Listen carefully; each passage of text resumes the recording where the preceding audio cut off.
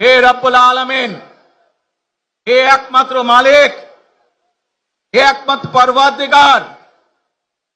হে একমাত্র রহমত দানকারী, হে একমাত্র সাহায্যকারী, আজ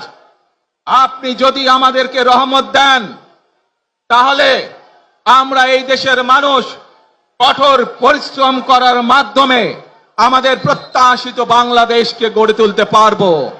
আজ যদি আল্লাহর রহমত এই দেশ এবং এই দেশের মানুষের পক্ষে থাকে, আল্লাহর সাহায্য, আল্লাহর দয়া এই দেশের মানুষের উপরে, এই দেশের উপরে থাকে, ইনশাআল্লাহ আমরা আমাদের প্রত্যাশিত বাংলাদেশ গড়ে তুলতে সক্ষম হব। প্রিয় ভাই বোনেরা, আজ আসুন আমরা সকলে মিলে প্রতিজ্ঞা করি যে ইনশাআল্লাহ আগামী দিনে দেশ পরিচালনার দায়িত্বে